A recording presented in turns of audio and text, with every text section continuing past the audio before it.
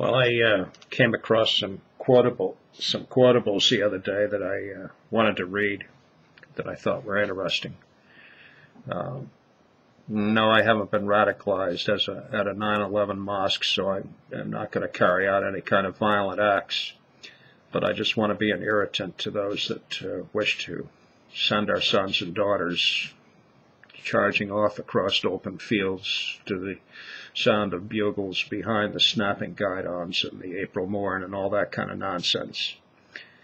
One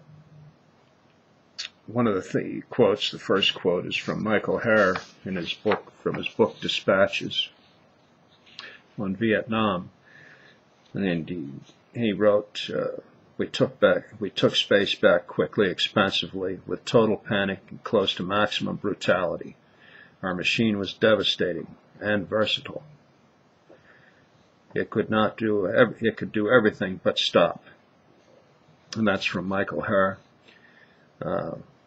Voltaire once wrote, "It is forbidden to kill, therefore all murderers are punished unless they kill in large numbers and to the sound of trumpets."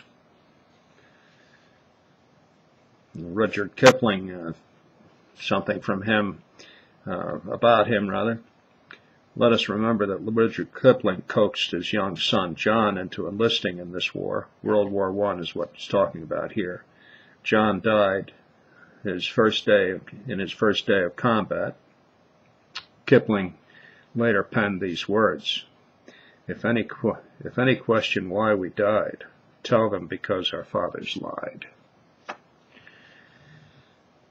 War licenses men to take part in what would otherwise be described as psychotic behavior. In the struggle of good and evil, it's always the people who get killed. Eduardo Giuliani, that's where that comes from. And God is on our side, and if the world's people try to set fire to Afghanistan, God will protect us and help us. A Taliban leader.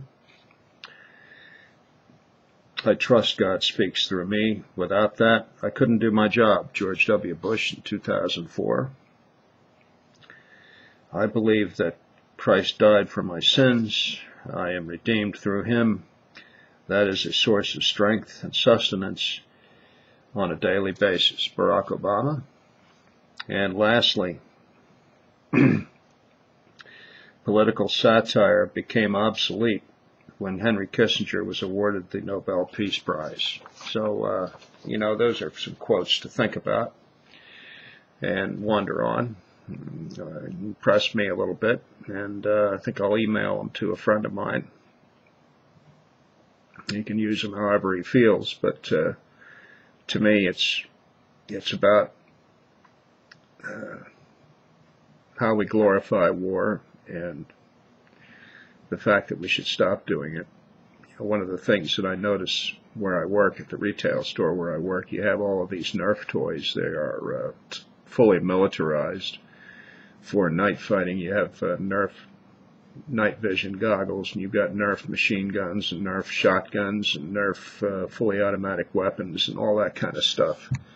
And it's all fun and games. It's all children's toys, of course, because war is fun. And that's the way you want to make it, you see, because if you don't make it that way, we won't be able to fight one ever again.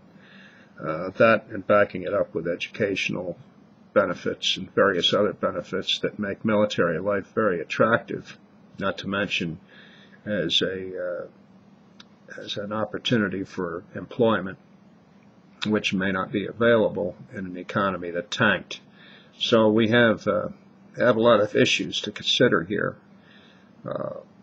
Same-sex marriage and all of these other things cannot be solved unless we first stop this perpetual war.